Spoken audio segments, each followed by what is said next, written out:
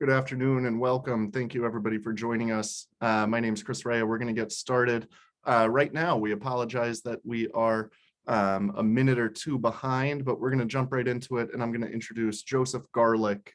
He is a council member with the Rhode Island Energy Efficiency and Resource Management Council, who's going to kick us off and introduce our keynote speaker and get this conversation underway.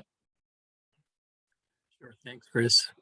Good afternoon, everyone, and thanks very much for taking time out of your busy schedules to join us today for a very important conversation.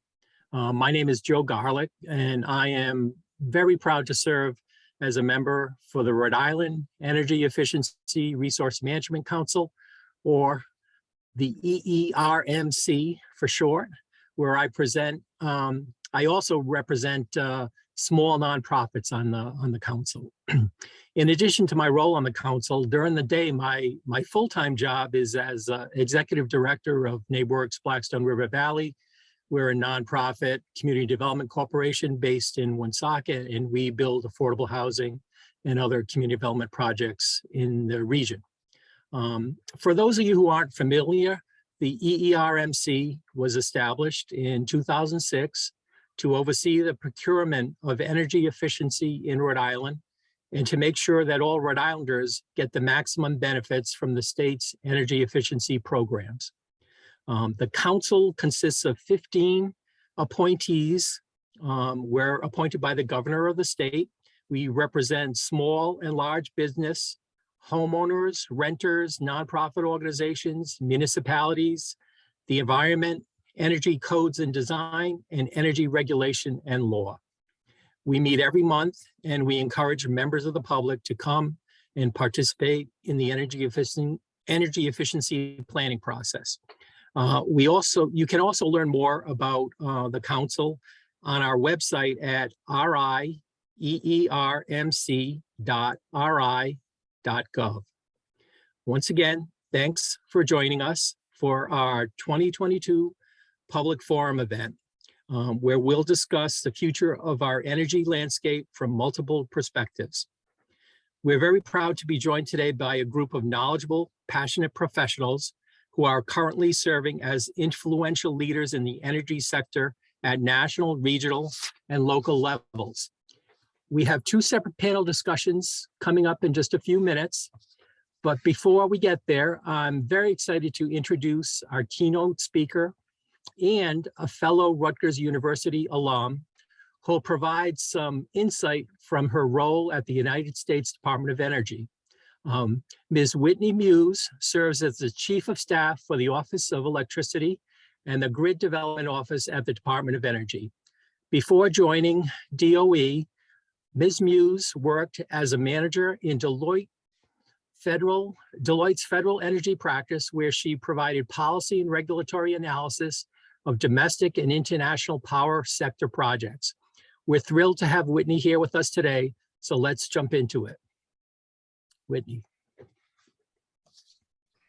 Great, thanks for that warm welcome, and also great to know that I'm speaking to at least one fellow Rutgers alum. That was a pleasant surprise. Thank you all for having me, and I'm really happy to kick off this EERMC event today. As Joe mentioned, I've had the opportunity of working in the Department of Energy as we are undergoing a great transition and really working to drive forward on the clean energy agenda that the Biden administration has laid forth. You know, this moment is one where there are key national energy challenges and opportunities, and bold decision-making and coordinated efforts are really needed to achieve the clean energy agenda that the Biden administration and Secretary Jennifer Granholm have laid forth at the Department of Energy.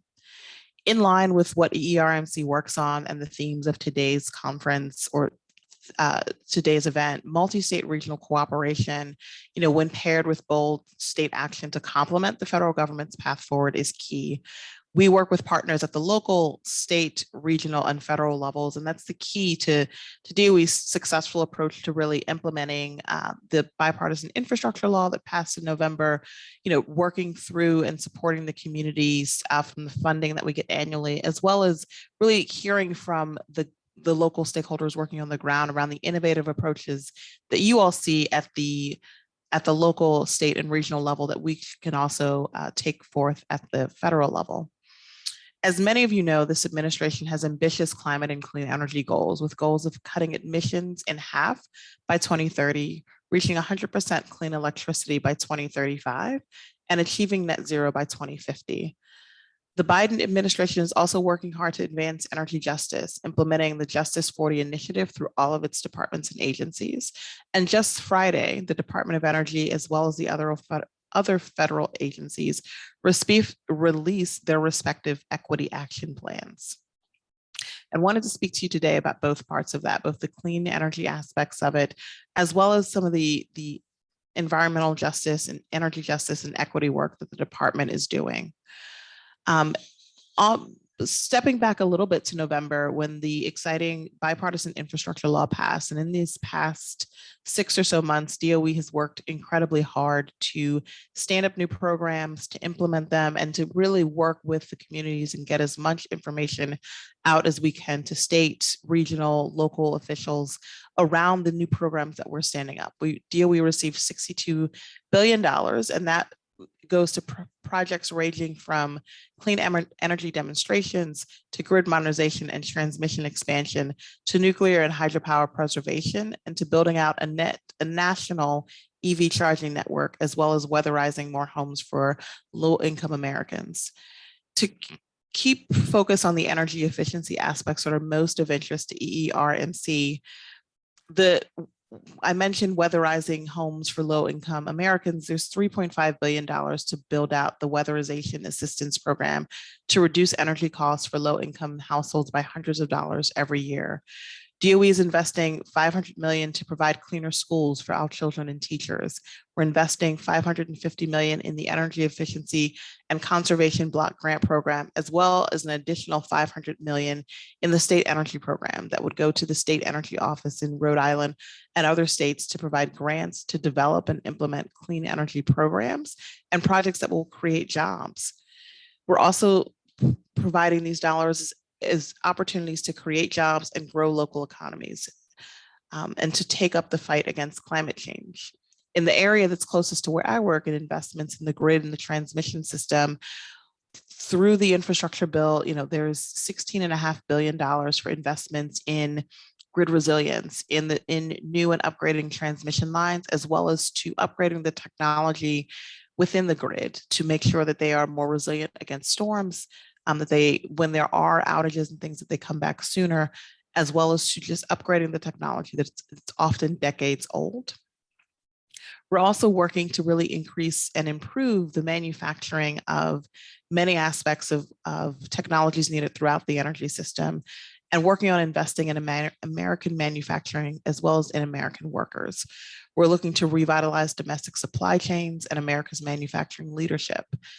We recognize that there is many opportunities with the new funding through the infrastructure bill, as well as other work that's going on related to supply chains, given the challenges and constraints that we face with the many challenges across the world that are providing additional hurdles in the supply chain. And so we're looking to invest over $7 billion in the supply chain for batteries, right, to increase billions for clean hydrogen manufacturing and advanced recycling, research, development, and demonstration. We're also looking to create grant programs that support advanced energy technology manufacturing, bringing some of those technologies home and for manufacturing them throughout the country. And in addition to all of these new grants and funding opportunities that you'll certainly hear about throughout the work of the department, we're also expanding opportunities through the Loan Programs Office to finance more clean energy solutions and partner and pair with industry to help deploy these technologies more quickly. And as a key part of the work that we're doing at the Department of Energy, but also expanded to work that is going on throughout the administration, is investing in Americans' workforce, right? And so putting hundreds of millions in workforce development, we're standing up a multi-agency energy jobs council, and then really working to make sure that the work that's done on these DOE funded projects is done with wages that are prevailing wages, and ones that are able for people to raise their families on. I mentioned all of these things at the high level of the vast many technologies and things that we're working on the Department of Energy, but our success will also depend on your ingenuity, right? We always want to hear from the states, from the regions, and from both the pain points that you have, as well as the potential solutions that you've identified at the local level that will help us drive these solutions further nationally, and also to learn from one another. Many of the opportunities that exist within the states is to try out different solutions, to pilot things that work best for their communities and for their forms of governance, the utilities and the that are within their states, as well as just the different characteristics of the energy system that you have within your states. I know, for example, in the New England area, there's a keen interest in offshore wind, and the Department of Energy, working with some of its colleagues and counterparts at the Bureau of Ocean Energy Management over in the Interior Department and elsewhere, are working to move forward on offshore wind innovation and investment. There's also interest in energy storage that we're doing at DOE. We're working with the Department of Transportation and the Department of Commerce as they go out to upgrade roads and rails as their rights of ways there, as the Department of Commerce is funding to upgrade broadband infrastructure. Where can the Department of Energy also play into that, so that we're thinking through infrastructure upgrades across the federal government writ large? Again, always open to input and conversation, and I'm looking forward to the discussion later on today. As we move forward, we know that the infrastructure bill offers a start to address these clean energy challenges, but that we need more. And so we're also looking forward to continue to push for the rest of the Build Back Better agenda, and looking to continue to receive support from Congress for investments in clean energy and in climate action to really address and tackle the challenges that we're facing head on. Okay. And with that, I want to, again, welcome or turn this back over to Joe and hear from what you all are working on in Rhode Island and in New England as you focus on the local and state-related challenges that you face. I see some questions in the comments, and I will also reply to them in the chat box after I finish speaking. Thank you. Thank you, Whitney. We really appreciate your time, the information, and your great insights. Next up, we'll begin our first panel discussion focused on the critical role of cross-state cooperation when it comes to building New England's energy future. To introduce our panelists and get the conversation started, please welcome our moderator for this discussion, my fellow EERMC member, Peter Guild-Case. Peter. Thank you, Joe. And thank you all for being here today. Thank you to Whitney Muse for your opening remarks. Excellent. I'm happy to be here. And I just want to get this started. This is a time of major transition in the energy sector. And the second panel that we have today will dive deeper into Rhode Island's recently enacted Act on Climate. But before we get closer to home, we want to start with a look at the region's energy landscape, specifically the 6 states that make up New England. Joining us today is Commissioner June Tierney with the Vermont Department of Public Service. Commissioner Tierney has served in her leadership role since being appointed by Governor Phil Scott in 2017. Commissioner Tierney's office recently released its comprehensive energy plan for Vermont's energy future, which I really look forward to getting into in a few minutes. We're also joined today by Eric Johnson, the Director of External Affairs with ISO New England. In his role at ISO New England, Eric maintains continuous communication with state regulators, state and federal legislatures, and other key energy players across the region. So thank you both for joining us today. And I think just to get things rolling, I'd love to hear a little bit more about what you each do or are focused on. So Eric, would you start us off briefly by describing the role ISO New England plays in the region's energy landscape? And could you maybe briefly mention 1 or 2 of the primary issues that you are facing today? Very good. Well, thank you, Peter. And It's always great to share the stage with my friend Commissioner Tierney. And the ISO has a unique vantage point in the region. We oversee the planning for the bulk electric power system. And we have three primary roles: the operation of the grid. You can think of us as the air traffic controller for the New England power system. And the ISO doesn't own any equipment out in the field. We don't own power plants or transmission lines, but we make sure that those assets are operated in a reliable manner across the 6 New England states. We also administer wholesale markets. So we provide a market platform for buyers and sellers, not at the retail level, but at the wholesale level. So companies that own power stations that would put power onto the grid or could import power over the transmission system. And we have lots of load serving entities that are supplying power to retail customers that are participating in the wholesale market. And our third area is looking to the future to plan the bulk power system. So we look 5 to 10 years into the future typically.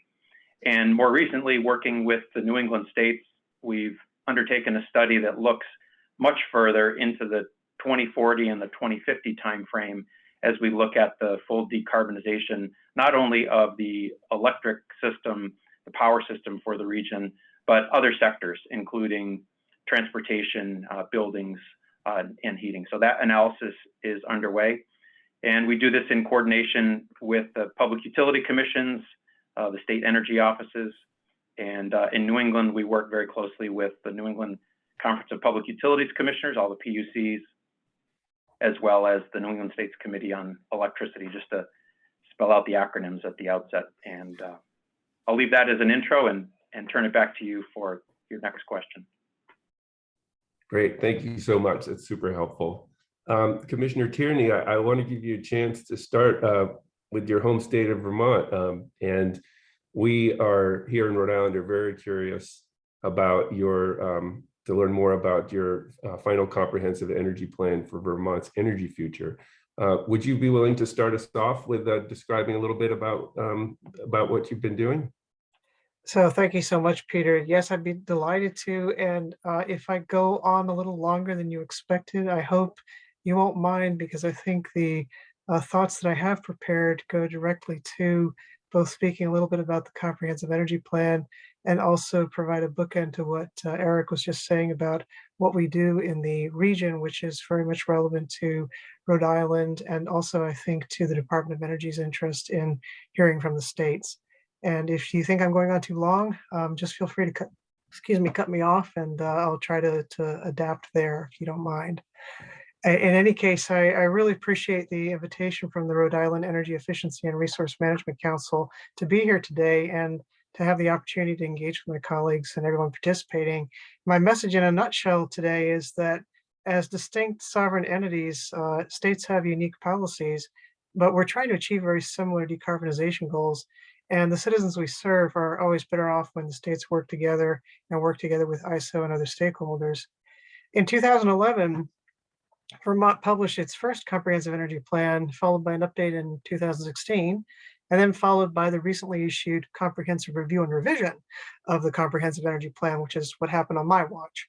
Now, these plans are produced by statutory requirement, and they're designed to describe Vermont's energy picture, present and future, and to offer insights and suggestions that balance the state's energy policy priorities, which are many and often in creative tension with each other. And these are basically energy adequacy, reliability, security, and affordability. And I'll come back to affordability in a moment. Now, to this comprehensive energy planning process, Vermont has now added the legal requirement for a climate action plan, and that happened in 2019. The law requires the comprehensive energy plan, which my agency puts out, to be consistent with the climate action plan. And indeed, I sit on the council that produced that plan in December 2021. We did that through dark magic and lots of hard work, and met the requirement by publishing my comprehensive energy plan in January of 2022, roughly 6 weeks after the climate action plan was produced. Now, the key takeaways from Vermont's 2022 comprehensive energy plan are like this. Now, like other New England states, Vermont needs improvement across the board when it comes to reducing greenhouse gas emissions. Transportation is our top emissions sector, followed by heating. Agriculture is third, which may come as a surprise to some people since Vermont is widely known to be agricultural and rural in nature. And then the electric sector is the fourth in terms of greenhouse gas emissions. And I say by far we've made lots of progress in the electric sector, but that hasn't quite caught up yet to the imagination of the public and policymakers. And so there's a lot of focus still on our electric sector when it really needs to shift to transportation and thermal.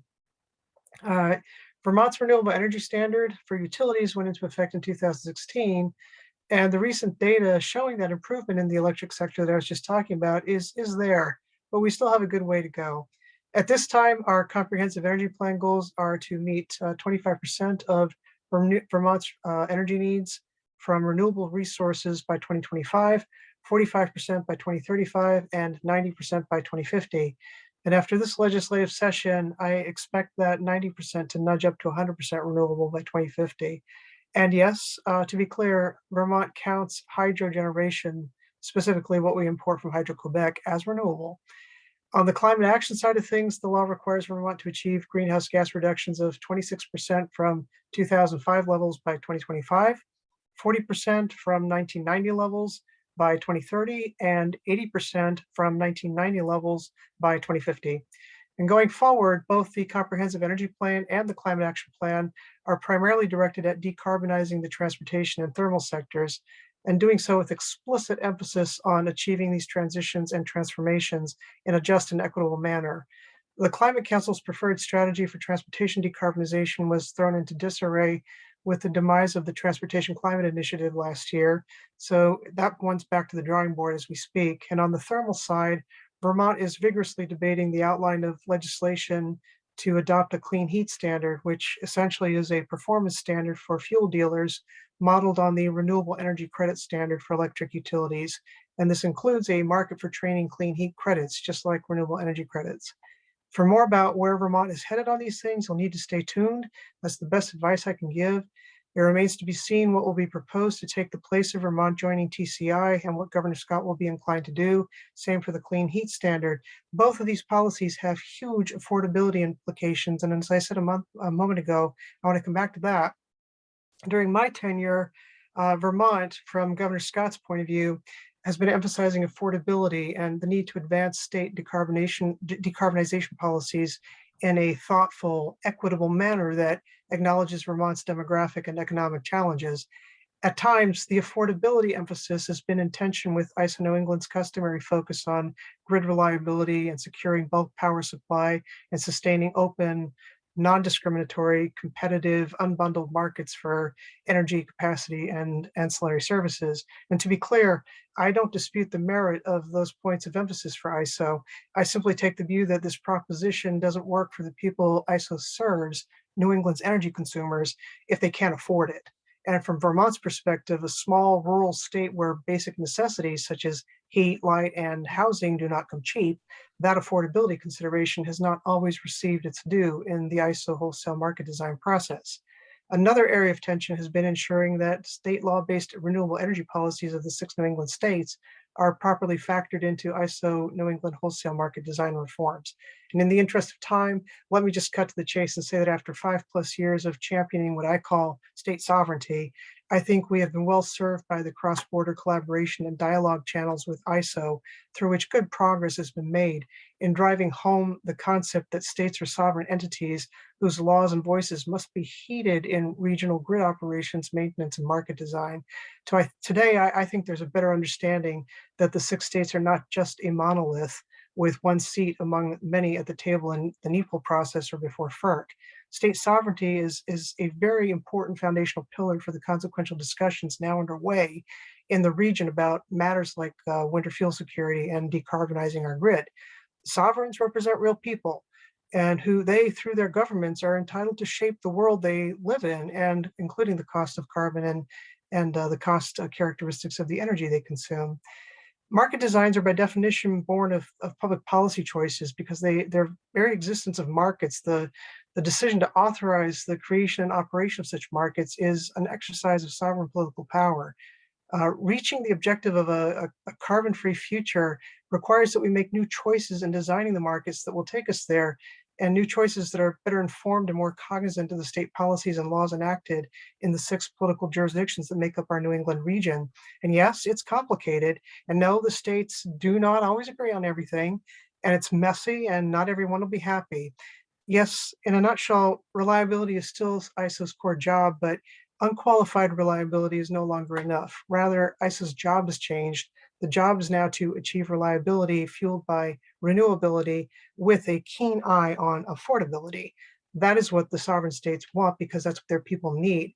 And as I make my way through my 6th year of preaching this gospel, I'm more than just a little thankful for the humor and patience that my good colleague Eric Johnson from ISO has shown in hearing me out over and over again on this subject. So I apologize for straining your patience, Peter, and the gathered here today people, but that's what I wanted to say to set the conversation table.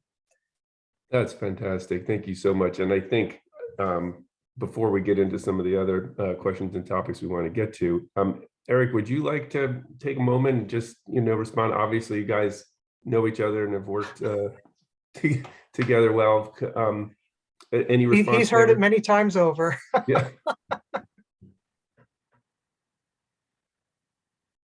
Thank you. And I did say at the front, I'm always happy to share the stage with my friend, Commissioner Tierney. So likewise. Great.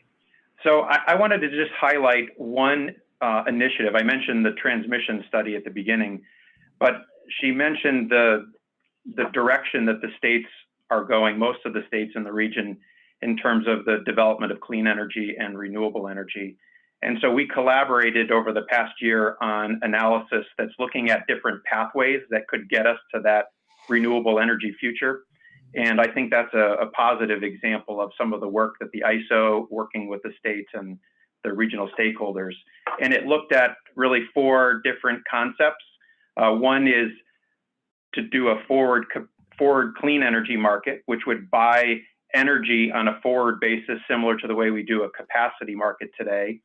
The second would be to integrate carbon pricing into the wholesale market so that you're valuing carbon or the reduction in carbon at the wholesale level. And then there's a hybrid concept that looks at providing support to existing clean energy resources.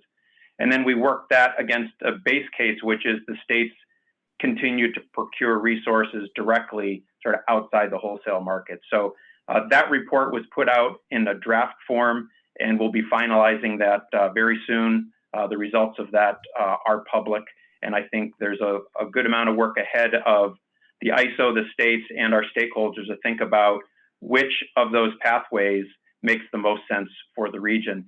And to get to the point about sovereignty, this is an area that the ISO can't decide unilaterally. If there's going to be a price on carbon, or if there's going to be an option for the states to procure clean energy directly, that's an area where the states really need to have an important say in the construction of that market design. Thank you. That's really helpful. I wonder if, as we get into sovereignty, there are other nuances there and other agencies that have to be worked with in each of the 6 states. I was wondering if we talk briefly just about public utility commissions and the roles that they play. I know that in some states in New England, they have now included in their mandate the need to consider greenhouse gas emissions when they look at what they're regulating. But that doesn't, as far as I understand, there's still no teeth in that. It's just that they should look at it. But you guys are both looking into the future, and sometimes the knock on the PUC might be that it's looking more in the present. What's your take on the role of the PUC in regulation, in moving things forward in the way that you're hoping to see? Do you want me to take that first, Peter? Or sure. Eric, Great. do you want Thank you. So the way I would see it is in Vermont, the Public Utility Commission is separate from my agency. My agency houses the public advocate who appears before the Public Utility Commission.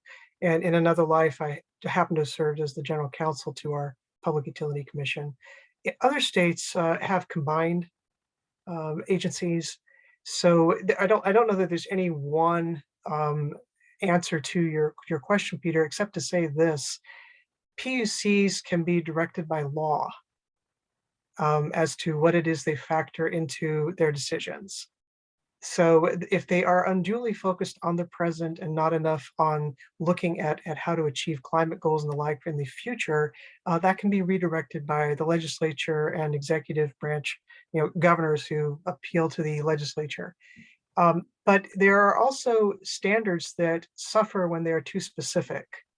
And so when you have things like energy plans, like we have in Vermont, what you can do is charge an agency like mine with looking into the future as we have, coming up with a plan as we have, and then have law that says, PUC, when you're making your decisions about citing a project or about incentives for weatherization and the like, or setting budgets for utilities for what we call Tier 3 in Vermont, which is engaging in activities that are designed to help customers reduce carbon in their fuel use or their energy use. You can have a provision that says, PUC, your decision on this point and exercising your discretion has to be consistent with the energy plan.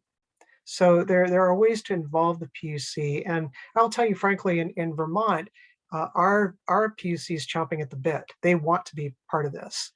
And for reasons I won't go into here, a lot of the action appears to have migrated more to what we call the Climate Council in Vermont. And how their work product reconciles with the commission and its work is yet to be determined. It's still fairly new. But I think they have a bigger role than we might suspect. Eric, would you like to weigh in on that one? Sure.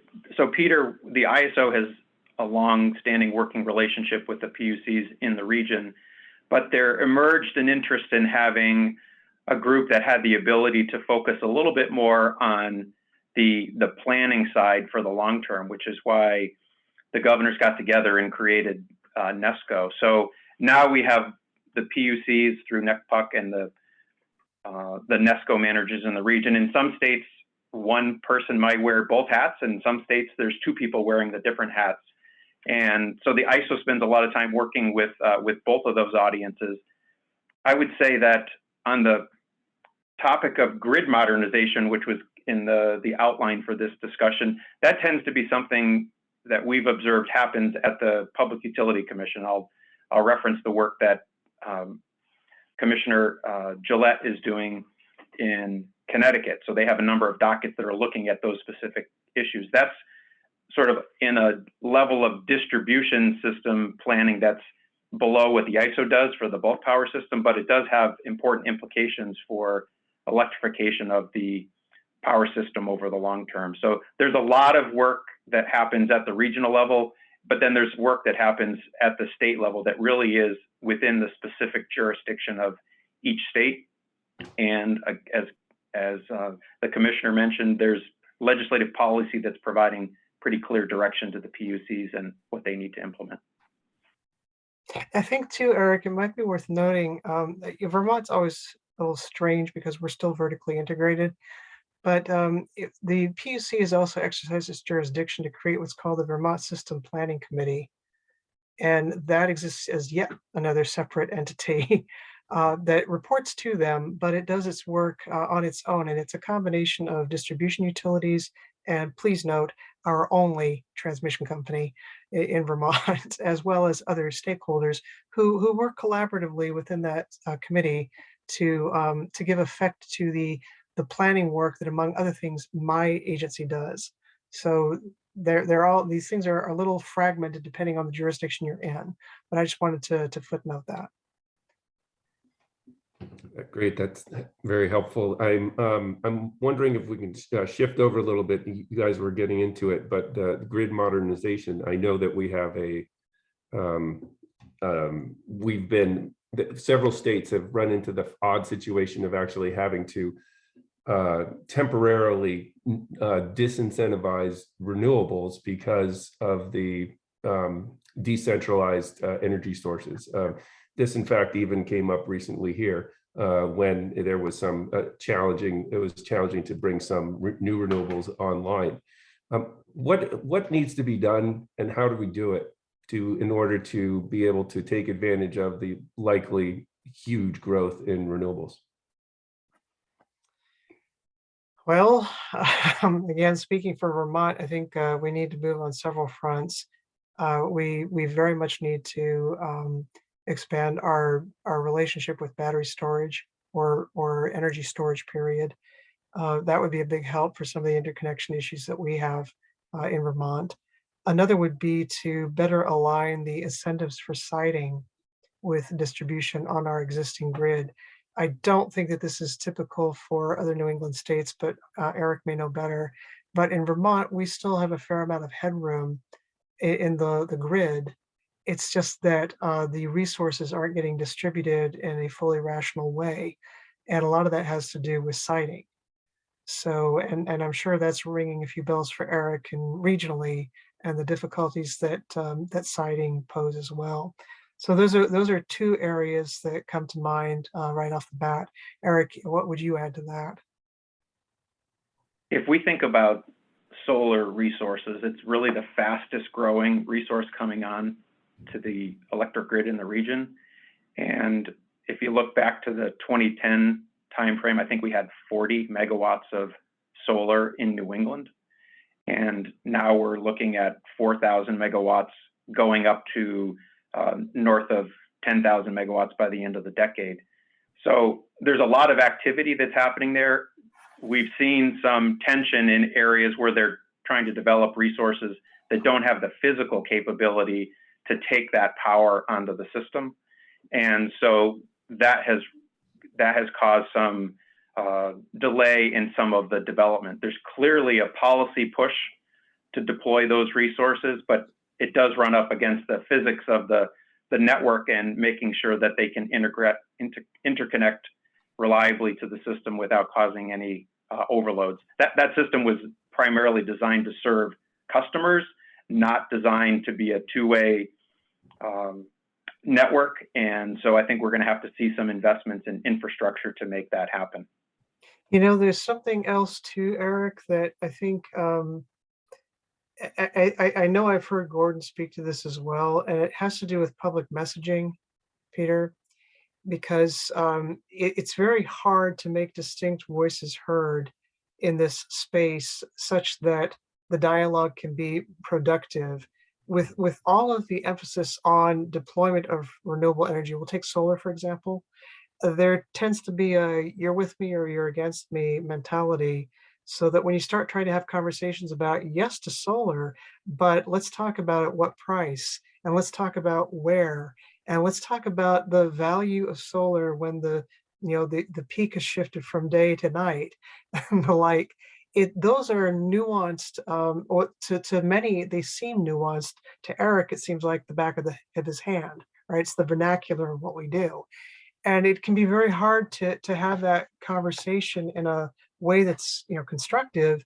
And when the public is not familiar with these concepts and these competing considerations, the conversation can devolve into this sort of noisy chatter that that doesn't lend itself to a public consensus behind why we're doing what we're doing.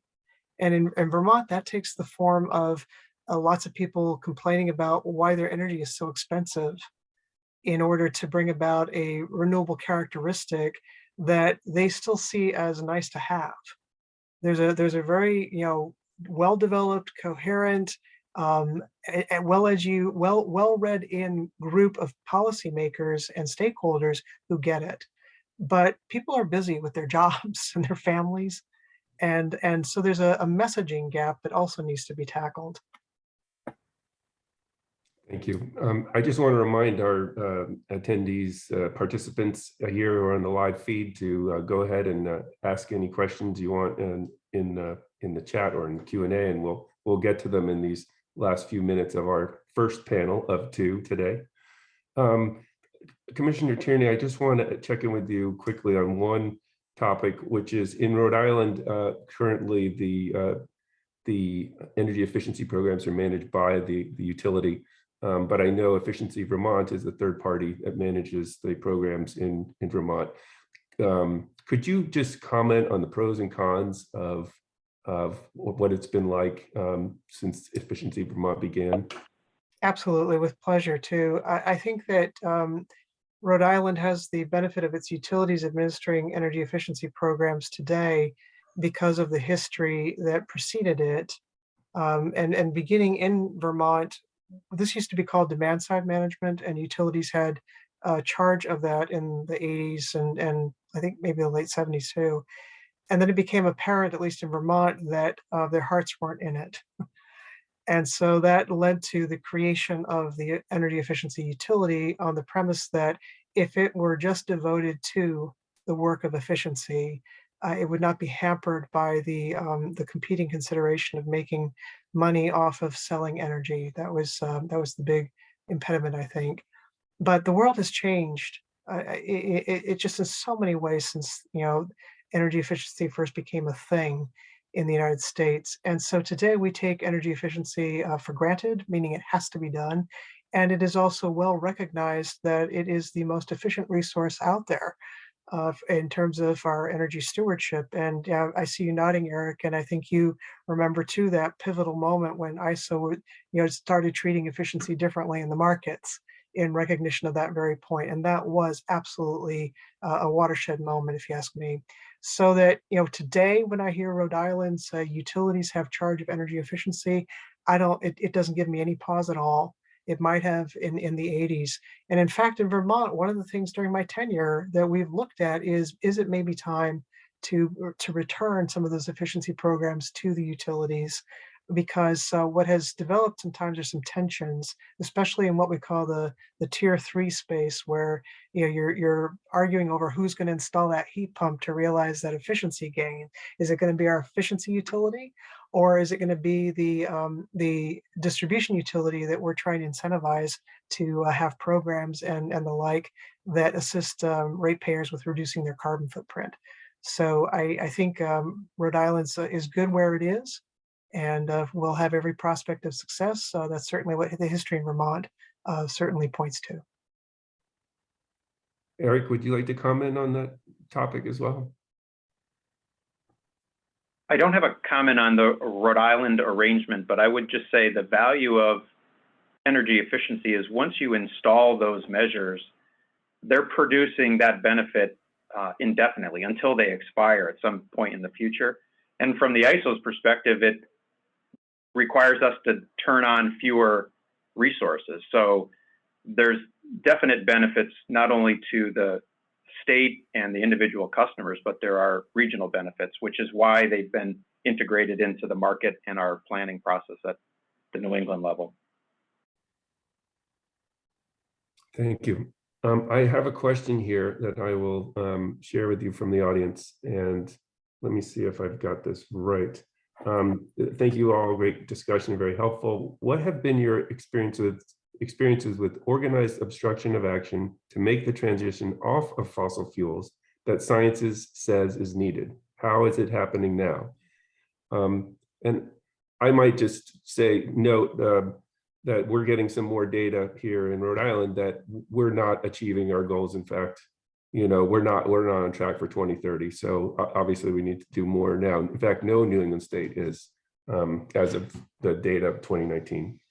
Would either of you like to try to answer this question? I am hesitating because my experience has been more with obstruction of the deployment of fossil fuel infrastructure, which I understand. Obstruction is a heavy word to use, but I think I've also been known to preach the virtue of clarity. So let's call things what they are.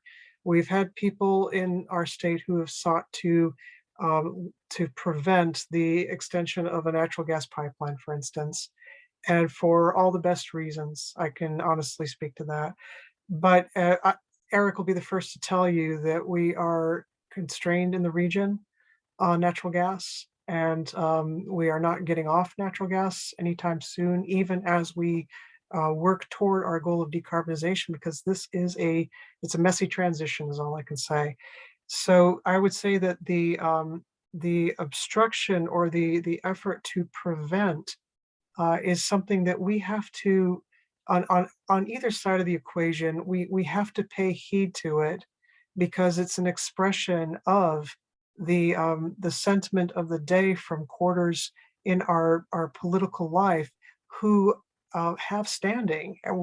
Everybody has an opinion, and these opinions have to be factored in. And part of trying to deal with what we call the just transition and equity is recognizing that all folks don't agree.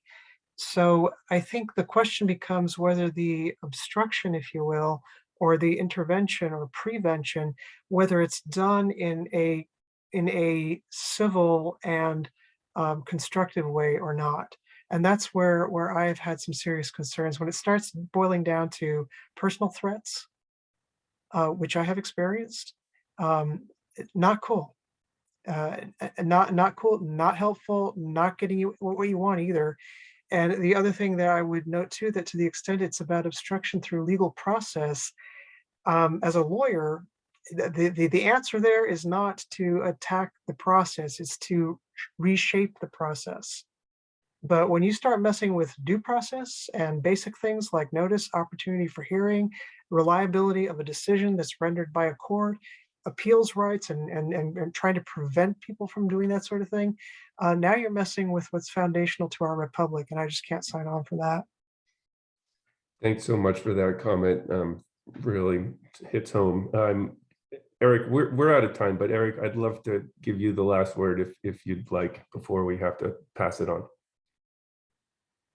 Well, I want to just refer back to something that Whitney Muse raised from DOE in her opening, which is a look at battery storage technology and offshore wind at the national DOE level. And those are the two largest resources that we have under study in the New England electric generation infrastructure queue. And so I think there's hope for folks who are looking for opportunities for those resources. There's active interest from developers and lots of policy support from that for the states. And we're working very closely to help with that transition. That's a hopeful note to end on. Commissioner Tierney and Eric Johnson of ISO New England, thank you so much for joining us today on a robust conversation. I really appreciate your time. It's a pleasure. Great, thank you. And now we're going to pass it to the moderator for the second panel, Kai Salem from the Green Energy Consumers Alliance. Kai, the floor is yours. Thank you, Peter, and thank you all for inviting me to moderate this panel. I am so excited to speak with the panelists today and to be part of this event. I am Kai. I'm the policy coordinator at Green Energy Consumers, which is a nonprofit based in Providence and Boston, Massachusetts. We work to speed the transition to a low carbon future, and I feel very lucky to work with several of our panelists on implementing Act on Climate in Rhode Island, as well as passing even more ambitious climate policy. So I will briefly introduce some of our participants. Thank you to Rep. Carson and Chair Don Oyer for joining us today. Rep. Carson and Chair Oyer were the lead sponsors on Act on Climate, which was enacted into law just about a year ago on April 10th, 2021. The Act on Climate is Rhode Island's first and most important, and some of its most important climate legislation. Its first climate mandate, which set mandatory and enforceable greenhouse gas emissions reductions targets of 40% by 2030, 80% by 2040, and net zero by 2050. It also gave us some needed structure to reaching those goals and kicked off a planning process that Dr. Carrie Gale of the Rhode Island Office of Energy Resources is involved with leading for the administration. The challenge is a big one. 40% of our emissions here in Rhode Island come from transportation, 25% from electricity, and 35% from buildings. We need changes in our workforce, consumption patterns, and policy to get to these emissions reductions goals, as well as the transformation of our energy systems. And so NJ's work, which is local and focused on changing the way we create our buildings, and making it more sustainable, more aligned with Act on Climate is also integral to this work.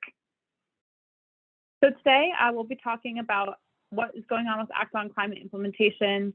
I'll focus on equity and justice in our Act on Climate implementation work, and upcoming policy and from both the legislative side and administrative side. So thank you everyone for joining, and I will jump into some questions. So first, Rep. Carson, Senator Oyer, would you be willing to tell us a little bit about, to your eyes, why is the Act on Climate so important? Senator can go first. Sure. Yeah. So as you said, we're about a year out from the signature of that act becoming law. And I think that it has already proven its worth, and I think it's already been challenged, and it's stood up to those challenges so far. I think, really what it has done has helped the state of Rhode Island in particular really wrap its head around the urgent need to meet our climate goals, both to update those climate goals. As you mentioned, it updated the climate targets, but also really set some urgency and enforceability around the need for the state to actually start taking climate action by way of changing some of its policies.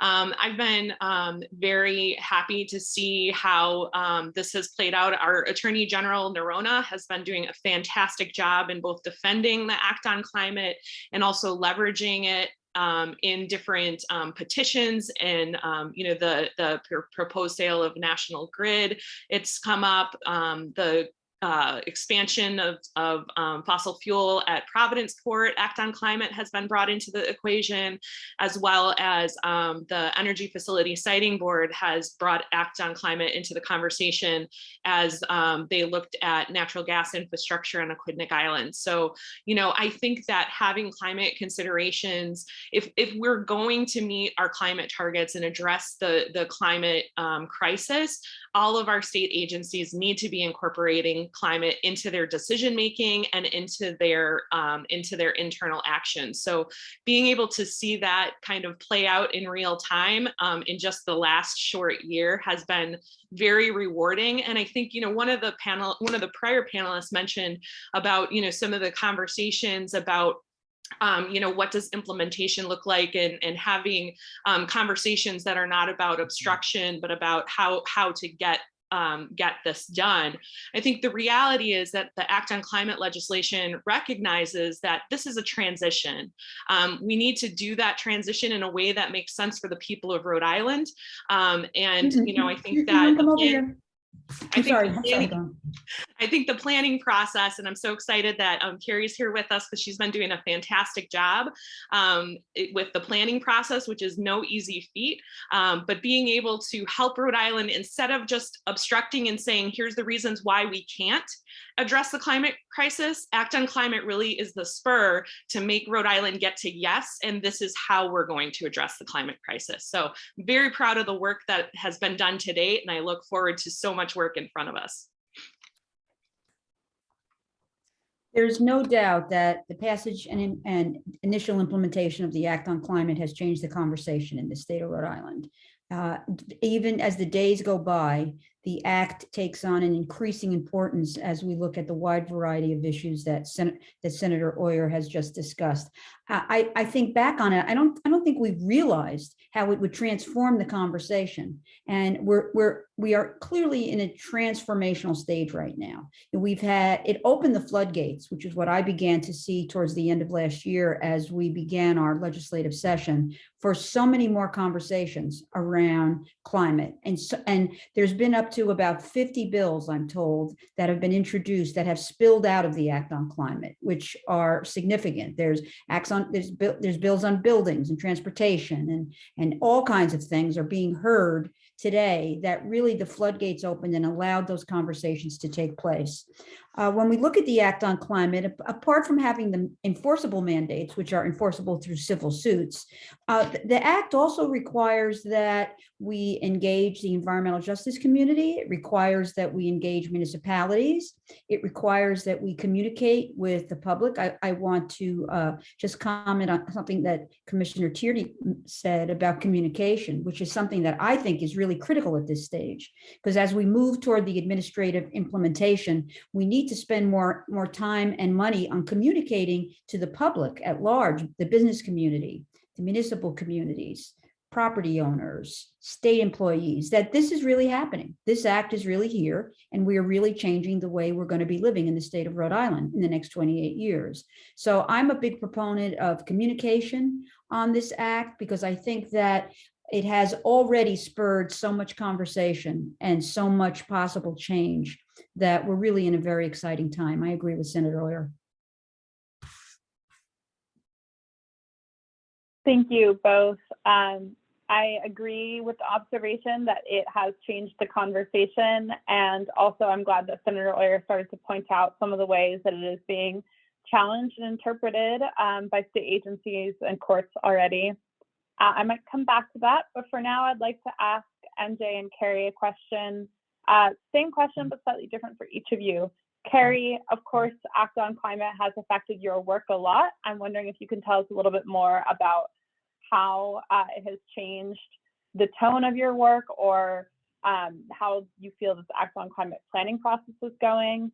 And then MJ, because you are not a part of a state agency that is tasked with doing this work, I'm curious if you could reflect on whether you feel that the Act on Climate has changed the conversation at the ground level of implementers when it comes to project designers and developers.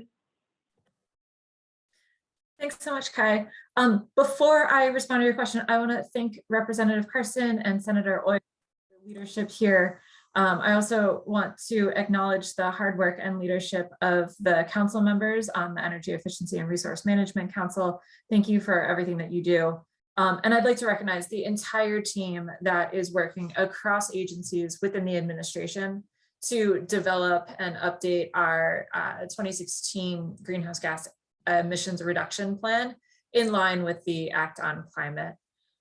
For anyone who is looking for more information, please do visit climatechange.ri.gov, and you can see everything that we've done so far and what we have planned for the next few months. To your question specifically, Kai, yes, having the Act on Climate passed really has given us such a great foundation to be able to motivate these conversations and to move forward with this work. Throughout this entire year, we are updating our 2016 emissions reduction plan. We are hoping to not only provide a sort of progress report on what we've done since 2016 and how we've advanced along, or not advanced in some cases, the pathways recommended in that plan, but we also want to identify some very concrete short-term actions and identify who needs to take those actions so that we have accountability in order to get Rhode Island on the path to meet the 2030 mandate. You heard Peter say in the first panel that right now our 2018 greenhouse gas emissions inventory came out, and we were not on track based on that inventory. Now, there are a lot of caveats. That was before COVID. We've done a lot since 2018, but that doesn't diminish the importance of that inventory as being a call to action for all of us, every single agency across the administration and outside of the administration, to really put our heads down and get this work going. We hope that the 2022 update to our 2016 greenhouse gas emissions reduction plan will reflect that sense of urgency in both the specificity of the actions recommended, how we delineate how those actions will move forward, et cetera. And then, of course, after this year, that's just the start. We're building the foundation, and then the Act on Climate requires us to create a more comprehensive climate strategy by 2025. That work will begin in earnest in 2023. We need all the time that we can to really get our heads together to make sure that we're involving all of the voices across the state to inform what that strategy looks like and to set us up for success. So I'll stop there, but happy to answer more questions as well. Well, thank you for inviting me. And I'm going to speak not just as a practitioner, but also as an academic. As an a designer, an architect, and engineer working in the field, but also as someone who's educating designers in the future. And since I was invited to speak on this from an environmental justice standpoint, which I don't need to tell this crowd that you can't separate social justice issues from climate issues. I mean, because they're just one and the same, and it's obvious, but sometimes that's a hard sell for reasons that I'm still mystified by. I would like to actually give 4 quick examples at multiple scales that sort of illustrate my concerns about how these sorts of laws sometimes may miss some of the not so obvious environmental justice issues, right? So, and I'm not sure if they are addressed squarely by this law, but I hope to help frame part of the discussion going forward. So, one instance, obviously, is the disproportional effect of climate change on poor urban and rural communities, particularly communities of color. But it's more complex than those obvious ones. So I'll give a sort of less obvious one, like sea level rise, which often affects higher income folks, right, due to the structure of the real estate market, right? But when the higher income communities are then affected because of the way the real estate market is structured, they're better equipped either to mitigate or migrate, and often displacing less powerful communities, right? So that's sort of how at a certain scale, even the effects of climate change have this effect, which often laws don't squarely look at. A second instance is how the incentive structures are set up. So even when they are targeted, or even on a sliding scale, they often lead to a failure to implement like complementary strategies. So sometimes they are pushed into, people are pushed into contradictory strategies. So for instance, weatherization is like one that everybody's pushing, and I'm not against it per se, but weatherization is often just thought of as, you add insulation, and we do these, and I've done these in certain projects for renovations. But as I think about them, it often, right, in addition to reducing heating and cooling demand, you often end up with really poor air quality because it's not done in consort with, adequate ways of improving ventilation systems. Installing heat pumps was mentioned earlier, right, which is potentially kind of an issue. So you end up with people who may save on their energy bill, but end up with larger medical bills. So, that to me is an obvious sort of environmental justice issue. A third example involves the structure of the construction industry itself, right? And so the construction industry is designed to build the same way everywhere in this country. And, they also build at the cheapest cost and paying the most attention to upfront costs, neglecting operational costs in the decision about how to construct. So, you may make a cheap building, but it's harder to, and so finding ways to get them to sort of pivot is obviously a challenge. So a colleague of mine did a study where he showed that if you designed a home to be passively conditioned, as in no heating system at all, right? That satisfies 80 to 90% of people in different parts of the country for the majority of a year. And basically found that it wouldn't work, it couldn't work everywhere, right? And, maybe, the low-hanging fruit would be like San Francisco. And, you could get it to work in many parts of New England, but, the same type of building obviously wouldn't work in Anchorage, and of course, a completely different type of building have to work in Miami. So getting the building industry to pivot is going to be a challenge. And given that we have already passed tipping point vis-a-vis climate change, that's going to change. And so even if we're building to meet the climate, designing for the climate that we have now, we know it's going to change in 2050. So, another part of the study that we conducted was we looked at we did the same experiment, and these are simulations. They're not actually built buildings, but our simulations seem to sort of map constructed buildings very well. We find that they perform even worse, or the places where they perform move. And then the fourth issue arises long before consumer accesses a system or a building. When we design high performance buildings, the very definition of high performance buildings, right? They're based on scientific benchmarks, right? That we use, and we don't realize that they're already biased. So I'll give you an instance. We have what is established as a comfort zone, which when we stipulate what a well-designed building is based on. Another colleague of mine asked himself, well, where did they get this idea that these range of temperatures and humidities are comfortable?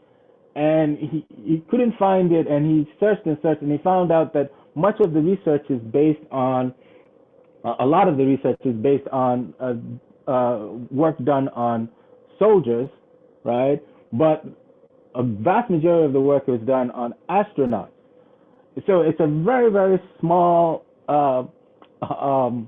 sample, and they tended to be on average shorter than average and skinnier than average.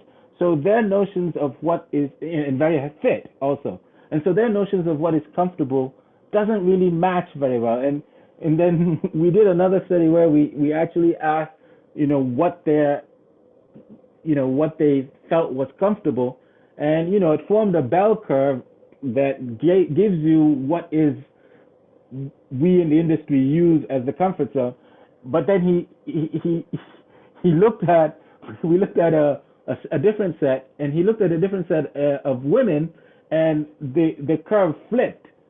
And so it turned out that the particular group of men that we have been looking at and we have thought where what we determined the benchmark on had a certain temperature range and humidity range that they felt was comfortable, but women on average found that to be least comfortable, and they actually preferred colder and warmer. So many of the women preferred it to be much warmer, and many of the women preferred it to be much colder, and didn't even like that middle part, which we in the industry assume to be the standard. So there are ways in which these laws neglect, in my view, the input that we as practitioners and academics can bring to the table, because one of the things that the interesting thing, especially from a standpoint of architecture, but also in transportation, is that it's very fluid. The design that we do is very fluid, even in transportation, where there's a lot of dependence on prototyping. There's a fluidity and a constant changing that that operates at so many different scales and so many different aspects to this, that I don't feel like the laws often anticipate. And so I hope that was clear, and I hope that it can help make this discussion more meaningful. Thank you. That's great. I'm not surprised to hear that, as someone who's always cold when everyone else seems to be okay. But I am wondering, I see Rep. Carson came off mute, and there's a lot to respond to there. So I would love to hear responses from the other panelists. Well, I came off mute because I thought maybe you'd ask me a question. I didn't.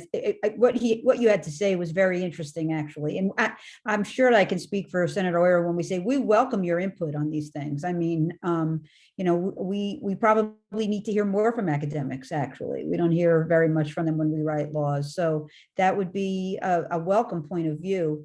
And it was, I think that relative to the Act on Climate, though. I mean, it's such a like a transformational law that we're still trying to figure out how to implement it. Like the stuff that was just discussed is in the weeds. We're still at a place like, well, how do we get started and how do we get off the ground here and where do we go? And much of my energy has been actually looking at the text of the law itself to see what are the things we absolutely are required to do. Let's start there. You know, many of my colleagues in both chambers have great ideas around, you know, limiting gas, around transportation issues, as I commented before. But this is really the document that's going to get us started, right? And so that's where much of my attention has been over the past couple of months after I thought about it at great length, because it's almost like, where do you start? You know, what stake do you put in the ground first here with this kind of a sort of a globally transformational bill for the state of Rhode Island? And for me, it's really been about enforcing the law as it was written and taking those steps to put the infrastructure in place so that we can really hit the targets, which are really the major components of the legislation.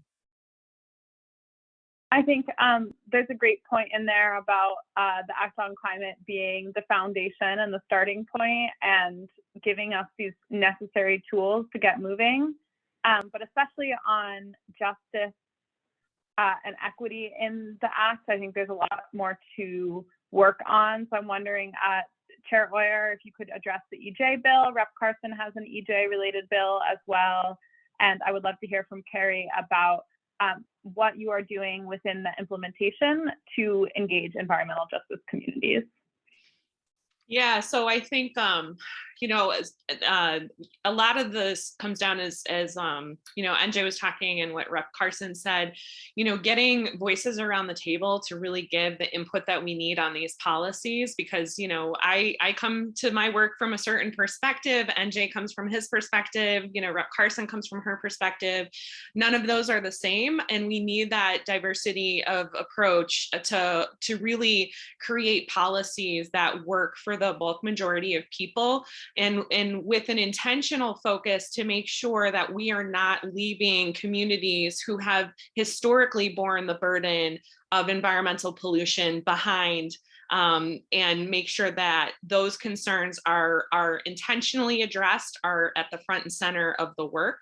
And so, you know, the Act on Climate legislation has specific language in it about disadvantaged communities, making sure that, you know, folks are at the table. And so I think that's why the work that Carrie is doing around planning about creating this plan for the state is really important. It's critically important, and it's critically important that for folks who are involved and interested in this work, that they are participating in the planning process, and that they go to the website, that they show up to the meetings, that they direct people that they know, you know, so for the advocacy groups who have an ability to reach, you know, public members of the community who care about these issues, you know, pointing them to the meetings that are happening, getting folks to weigh in and to stay engaged through the planning process is critically important.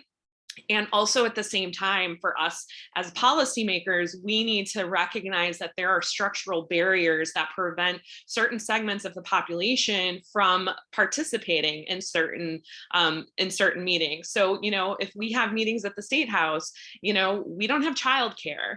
Folks might not be able to, you know, we start at 4 o'clock in the afternoon and then we have evening sessions. Some people have to be home with their kids. They might be working second jobs. So, you know, for me, the work that we do at the State House is understanding that, you know, we need to take a diversity of voices and perspectives into consideration.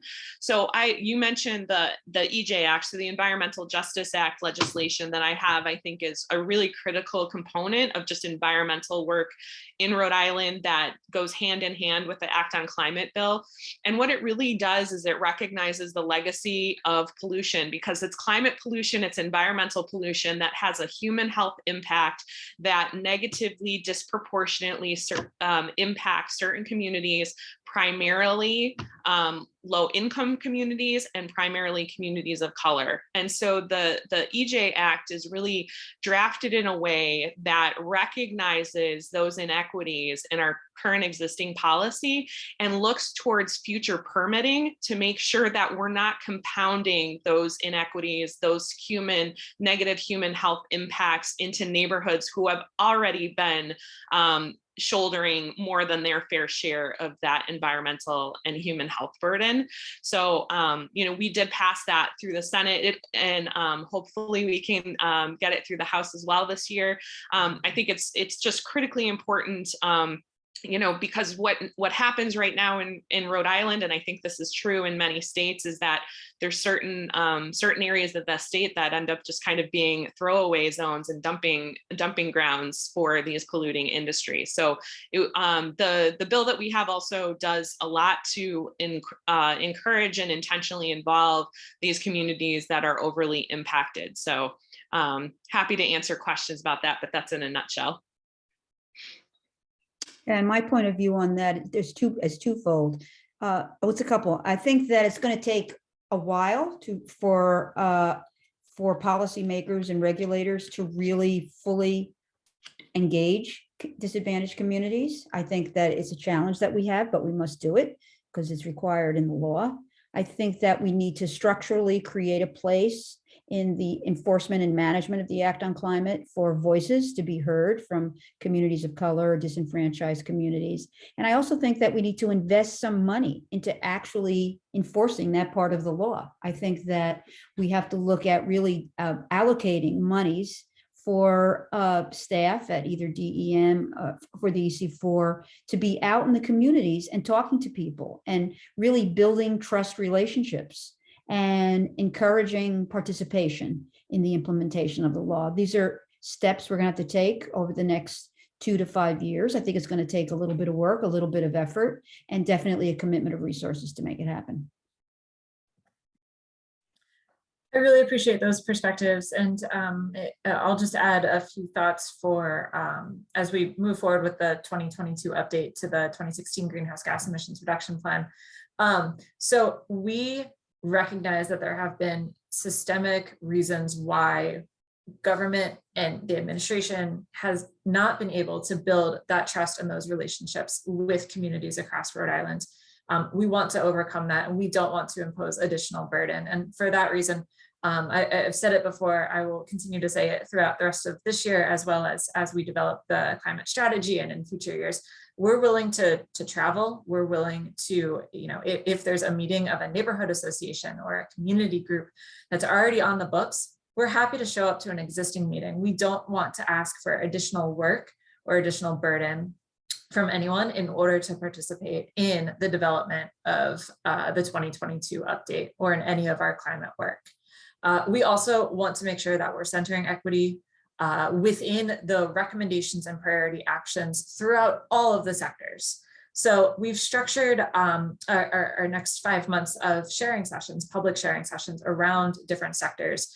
And we have called out climate justice as a specific conversation to occur within the month of August for those public sharing sessions. That does not mean that we're relegating all discussion of climate justice to August. We want to hear those thoughts and how we can best integrate equity and improving equity into every single one of our sectors, every single one of our sharing sessions.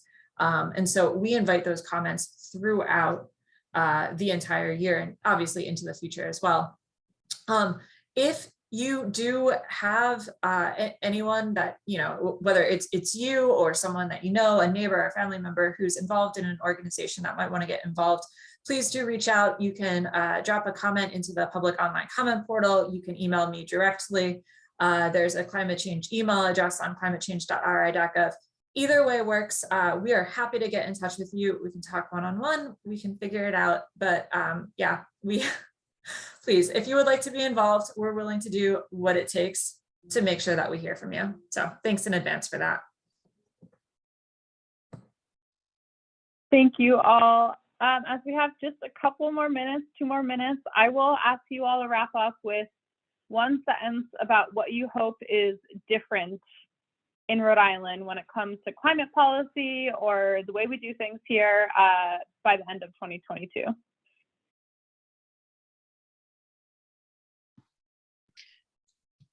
For me, I think being able to continue the momentum and figuring out how do we continue to say yes to the transition and making sure that we're implementing policies that will address the climate crisis.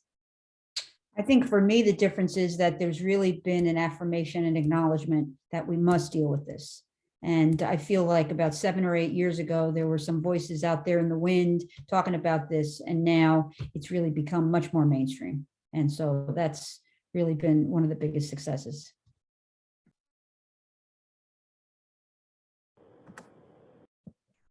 Oh, go ahead, MJ. By the end of the year, I want to feel like we have, like you said at the beginning, this is foundational, and I want to feel like we have our foundation under us at the end of the year so that we can charge forward with both action and further strategic planning. And I would like to hope to reiterate and hold our representatives and senators' feet to the fire on their promise to really have issues of justice permeate every aspect of this implementation, even to the point where, so for instance, particularly in education, the idea about training young people to be the champions of this, but that they're not just taught certain skills, but also imbued with design thinking so that they could implement ideas that come from everywhere, from our indigenous brethren here in Rhode Island, all the way across the world. And thank you for inviting me. Thank you all so much. I know we will continue to talk, and it was great to hear your reflections today.